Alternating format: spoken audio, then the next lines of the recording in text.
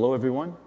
It's my distinct privilege to be able to talk to you today about lessons from teaching applied cryptography in post-crisis Lebanon, one of many. I wish my students would be here with me today. Their flights got canceled at the last minute due to the most recent war. Sulaiman Jaber, seen here presenting on zero-knowledge proofs, and Daniel Diaz, seen here presenting on formal verification of signal.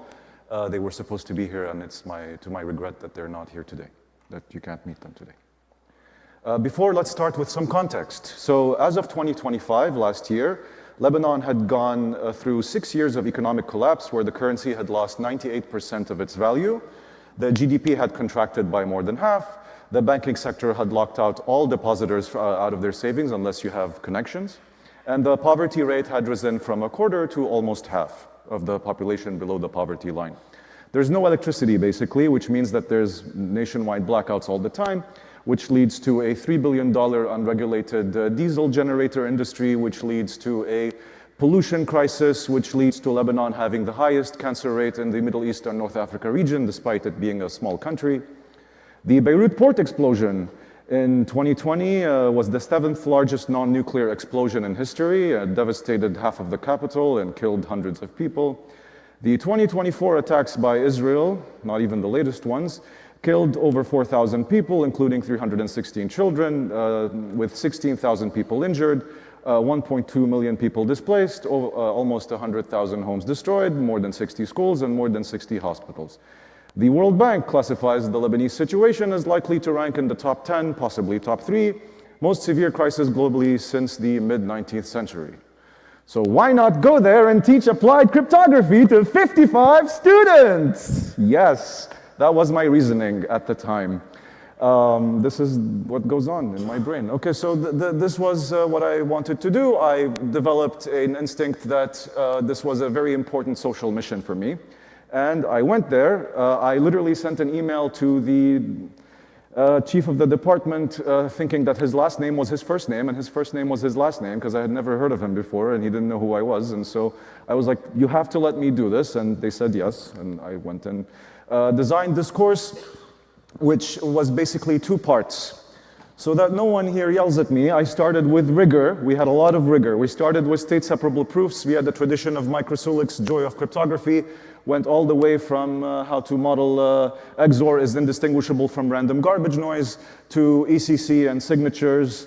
And then the second part, real-world cryptography, which used Jean-Philippe Aumasson's textbook, went from TLS as the introductory protocol to zero-knowledge proofs and post-quantum cryptography. We used Go and Rust for implementations, Go for its adoptability and ease of use, and Rust for its potential for people that are really into programming to develop more marketable skills, especially when it comes to implementing cryptography. We also even managed to use verification. I'll get to that later. The reason why I did this is because we are concentrating our expertise in a handful of cities like Zurich, Paris, and London, and so on, where we have a handful of well-funded labs, where we all go to the same conferences and the same people. However, it may be serviceable to look at other parts of the world, such as post-conflict Lebanon. And I give the examples that when you live in a society where someone has hacked the entire telecommunication sector and also frequently uses Android 0 days against the general population in order to establish a mesh of surveillance via hacked devices to do en masse population monitoring and also make some of the devices explode sometimes.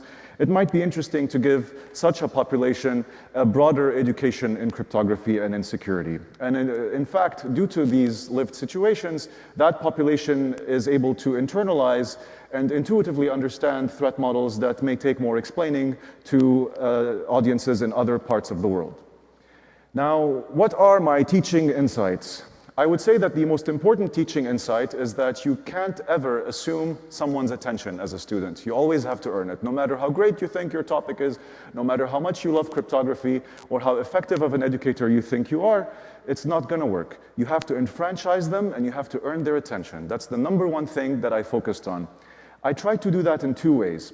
First, remembering my previous experience as someone who entered cryptography, clawed my way into cryptography without any really formal background, I remember thinking that the hard math behind a lot of the cryptography was mostly intimidation. Intimidation stemming from the notation. And once you break that part down, you realize that the notation, the mathematical formalisms, are actually scarier than the ideas that they contain, which are often quite intuitive and easy to explain, especially in the right setting with the right environment, an encouraging environment, not a intimidating environment. I also strive to create a sense of belonging, and I did this by having guest speakers, community events, coffee-style gatherings called the Key Exchange. Get it?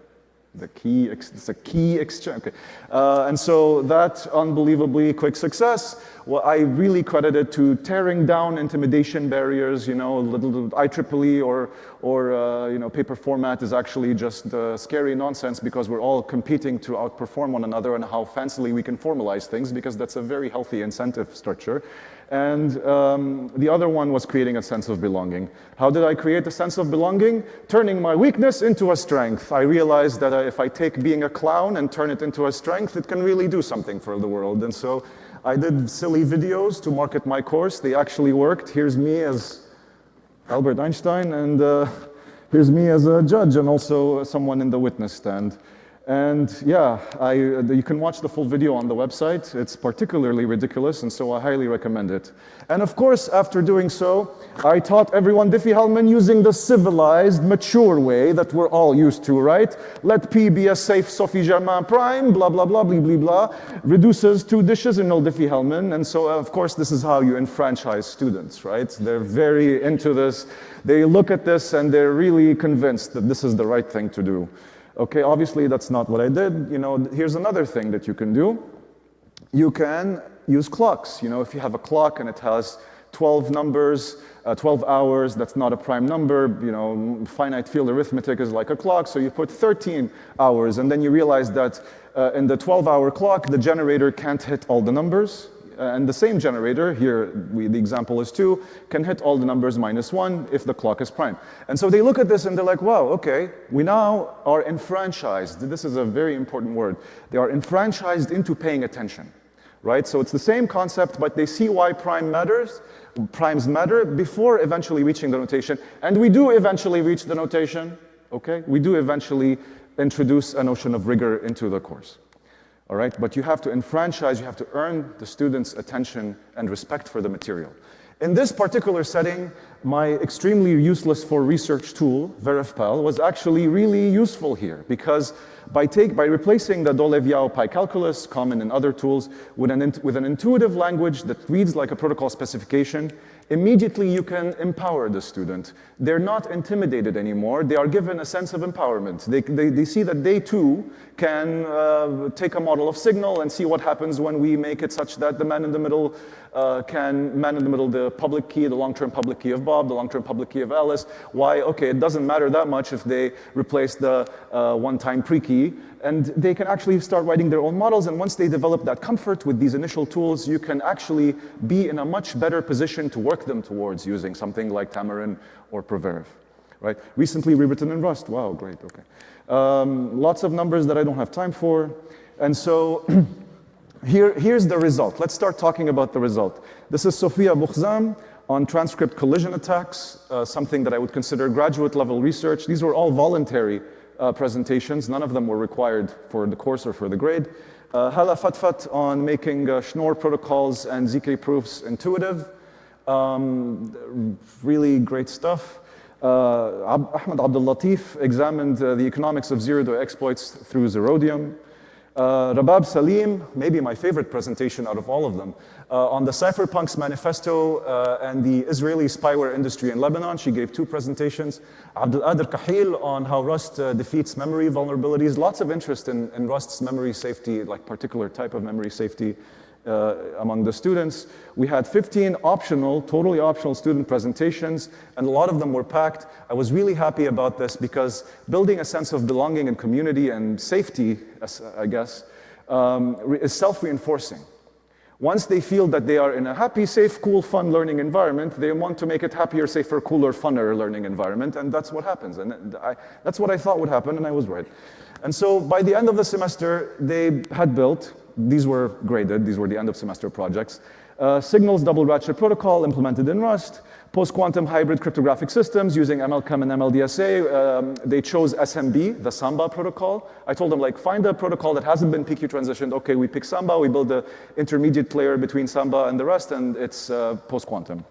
I did not suggest Samba. I did not suggest any of these topics for them. I mean, for the slides. For the projects, it's different. They developed ZKVM-based applications with RISC-0, formally verified protocols using ProVerif and VerifPal, more VerifPal though, to be honest. They also built production-ready secure messengers, password managers even using the PRF feature of passkeys, which was really cool, really, really nice. Got an A+ on that one. And privacy-preserving age verification, even time-locked encryption, the DRAND time-locked encryption paper that was presented at Real World Crypto in Tokyo, they took that and made something else out of it. So in some cases, there's a student called Selina Alfil who actually improved on a state-separable proof in the textbook, making it shorter while still being sound and correct and complete and all that, which is really nice because it shows real engagement with the material. Jean-Philippe Omasson came to Beirut and presented there something which was really wonderful and motivated the students a lot, especially since he authored a significant amount of the course material. But we had a lot of amazing presentations online from many people here in the audience, distinguished members of the community like Kenny Patterson, Rolf Schmidt, Daniel J. Burstein, Diane Horos, herself Lebanese, currently doing her PhD in Paris, Vitalik Buterin, and Nigel Smart. And this is not a comprehensive list, and all of these people have my sincere thanks. We also did something called the Key Exchange, where I'd already talked about that. So the poster session, 25 posters, all of them optional. This was really cool. This is just one side. It was 25 posters like this, basically took over half the campus. Here's a poster by Isa Nuh on the Helios e-voting system. Some of you might be familiar with that one. This would be an interesting poster for many here to read. And here's a poster by Chu Zhang on the Lebanese telecommunication industry, infrastructure, and some vulnerabilities that it may have that may be exploitable by a certain third party. And after all of these distinguished guest lecturers, here comes our most persistent one. I taught under that thing for 4 months and I hated it. I hate this thing. It was flying low over campus, not through September, but October, November, December, every single day. I had a student who got an A- on one of his assignments, and I was like walking nervously around campus, trying to be calm with the fact that there's a drone flying low overhead, and he's walking behind me, sir, why didn't I get an A+? And I felt like I was in an episode of Curb Your Enthusiasm. I mean, I'm trying to, like, yeah, Habibi, Namar, you didn't get an A+ because you made some, but sir, and I'm being pressured that way, and there's the drone anyway. We can talk about that later. That was really bad. I hated that. Anyway, as you would expect. And so, yeah, the first problem set, everyone did horribly. Absolute catastrophe, total massacre in problem set 1. But by problem set 7, 71% of the class had A or better, A or A+ with 8 A+. The progression is really amazing. The midterm class average was a B+, but the final exam was quite difficult. The midterm, I would say, was intermediate in difficulty. The final exam was really challenging on purpose, and I took many anti-cheating measures, including like inventing a cryptographic marking scheme and like making them do on paper and printing each exam booklet individually. The whole thing went full autism mode on the thing. And so here's the applied cryptography final exam URL. Please check it out for yourself because I want you to see what level we were able to get to. I'm really happy about this. And you can see the exam that got an 82% average grade for yourself on the website. In fact, speaking of the course website, it's a fully open source reproducible course. It's like a full course. I'm pretty happy with the quality and comprehensiveness of the course materials, and now I can honestly say that it's battle tested and peer reviewed. So you go and use it yourself and teach a course anywhere in the world, and you have my sort of vote of confidence that it worked in Lebanon with me, so it can work with you most certainly somewhere else. It's some or all of the course materials have already been adopted at U of Edinburgh, TU Lubeck, or University Bochum, and sometimes I get like spikes of traffic to the website from like Egypt and other countries, so I think other countries are using it too. And the LaTeX is open source, which means you can customize it. There's also, I wrote like a bunch of LaTeX macros to make it easy to make the state-separable proofs used by Joy of Cryptography, so you can write them yourself. That took a long time, and so all of this took a long time, and so yeah. Anyway, let's talk about impressive academic output. Who can forget the amazing paper on the impossibility of impossibility results in the bounded impossibility model? Wow! Or, of course, crowd favorite, round optimal rounds, achieving optimal round complexity in the round-by-round round reduction framework with application to rounds. Isn't that great? Oh my. Or, of course, last but not least, SNARGs for P from sub-exponential assumptions on superpolynomial families of moderately hard languages relative to a generic bilinear group oracle in the algebraic auxiliary input model with preprocessing. Is it getting hot in here? It's wow, crazy. All of these papers, whoever wrote them is really doing a lot of service for the community. But if you teach, this is not about me, like if anyone here in the community were to go and be like, okay, I'm going to reproduce these results and I'm going to go and participate in spreading teaching cryptography around planet Earth. Basically, this is like, the reaction you'll get is more like, is that really a good career move? Like, shouldn't you be focusing on your H index? And the reality is that society is a social construct. I mean, we invented these incentive structures. You know, we're all organized here and we give each other, we print gold stars and we give each other gold star stickers and we decide where the gold star stickers go, right? So there's a lot of skepticism being expressed recently. There are a lot of people leaving academia, maybe even, because the rewards and incentives, maybe not going to the wrong places, but could be more diverse, especially when we look at what actually has impact. And of course, real world crypto is a trailblazer in a sense in that space. I'm not faulting real world crypto, because we do manage to effectively enfranchise industry and private sector and so on. But we should do this more, you know. Everyone here has an appetite for discussing systemic problems. Here is a systemic problem, right? The geographical concentration of cryptographic expertise is creating dangerous capability gaps precisely where these secure systems and education and awareness in these secure systems is the most critical. You know, we should be working on fostering the opposite to gatekeeping, hierarchy, purity, control. Maybe look at what's, you know, the opposite force to that. Open source education, depending on trust, collaboration, equality of access. That's what we should be rewarding, right? And what I hope this can show is that the bottleneck isn't talent or motivation. You will not believe how motivated the students were. The bottleneck is infrastructure and opportunity. Right? So this is proof. And you know, I just want to point out to the fact that I met a lot of amazing people, amazing professors at the American University of Beirut and other universities in Lebanon, including, for example, Professor Faisal Boukhzam at the Lebanese American University, Professor Mohammed Abaisi, no direct relation, Professor Saeed Rahil, Professor Azzat Al-Hajj. All of these people are teaching in a war zone all the time, are unbelievably overloaded, and their teaching hours don't even go towards tenure, right? I get the privilege to be here and talk to you about this stuff, but it's messed up. It's crazy, actually.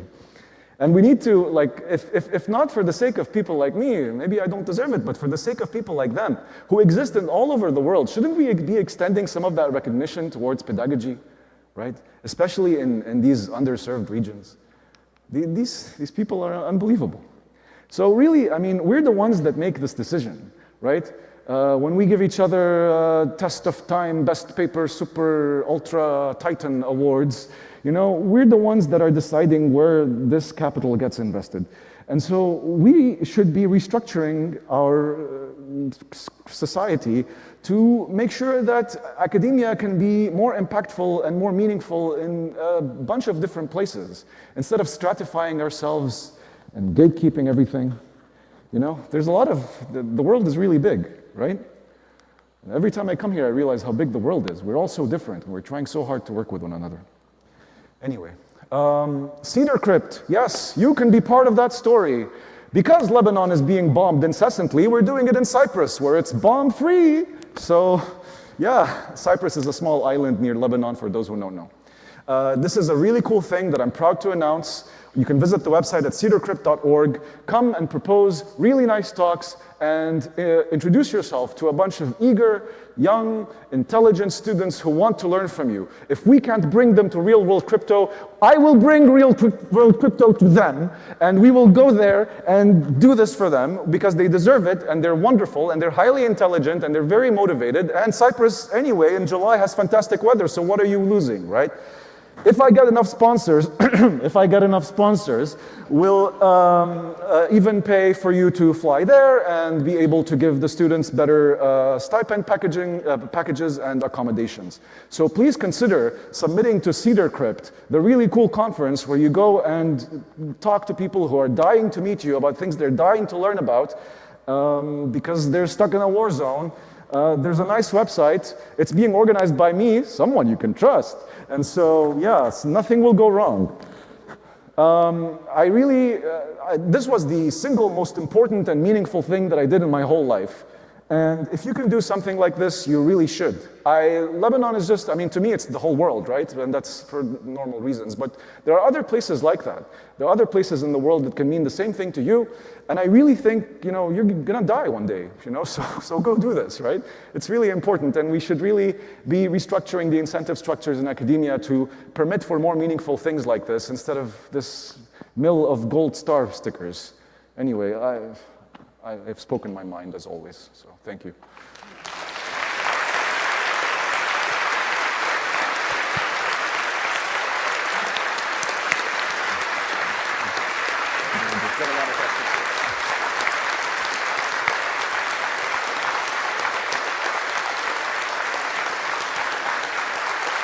Thank you, Nadeem. Got a bunch of questions. We'll keep them going, starting over here. It's not a question, it's a comment. I gave one of the invited lectures towards the end of his course. Thank you.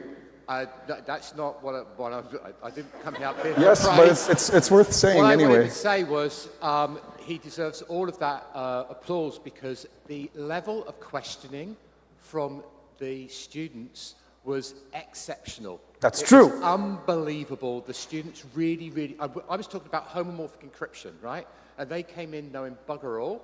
And by the last part of the course, they were asking more intelligent questions on homomorphic encryption that I think most of the people in this audience could do. So I was very, very impressed. Thank you very much. And when Jean-Philippe Omasson came, he asked what's the defining feature of signature schemes, and he expected someone to say like forgery, right? And someone correctly said non-repudiation, even though I never had covered that in the class yet. And another student, when I showed him iMessage PQ3, determined correctly that potentially there is a side channel because the size of the ML public keys is so big that it's much larger than the size of a normal iMessage message, so why wouldn't the attacker just drop the rekeying messages? And I asked Fred Jacobs that, and he said it was a good question. They implemented ZK chess. Like, okay. Yes, I am extremely proud of how my students did. That's all I wanted to say. Hi.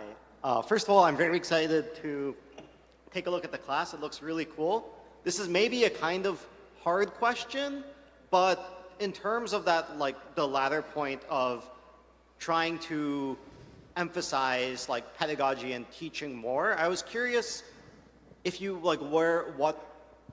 if you have any thoughts on where to start. I think that the challenge in my head is that while this is a community of people with a research interest, we tend to exist in individual institutions, and as a result, it may be, you know, like I'm curious if you have ideas of how, as a community, there would be a good starting point for kind of that push or that shift. The incentives behind the communication of knowledge in academic cryptography are such that you want to formalize the knowledge in a very specific particular language that is abstract and generalized, right? And so that is not the way in which learning is effectively communicated, especially in a setting where the foundations for cryptographic and security knowledge do not yet exist.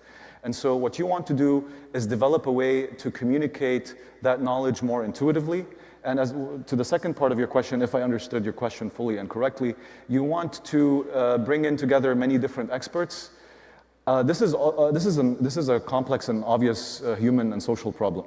Hopefully, not to be too self-referential, I think my course website is probably a good starting point because the slides are focused on like elucidating the concept and making it easily transferable. Because they cover so many aspects of at least applied cryptography. Some parts are missing. It doesn't have good coverage of FHE, for example.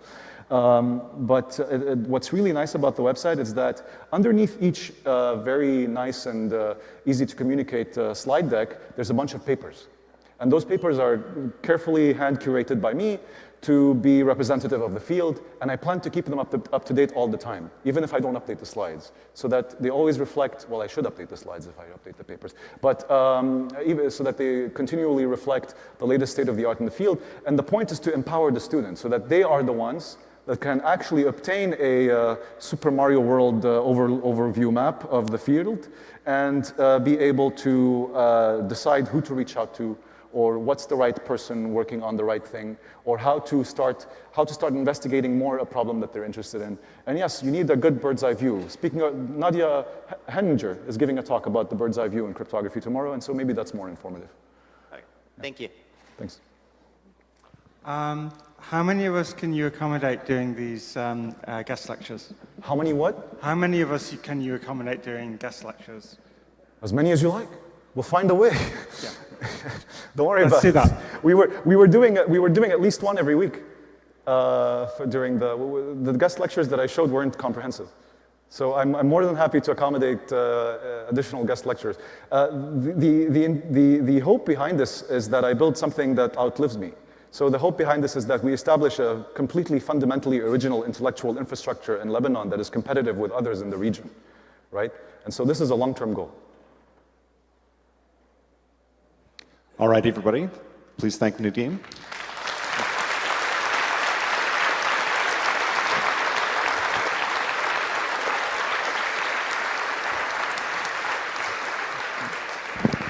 And with that, this is the end of day 2. There's light refreshments after this, and see you all bright and early tomorrow.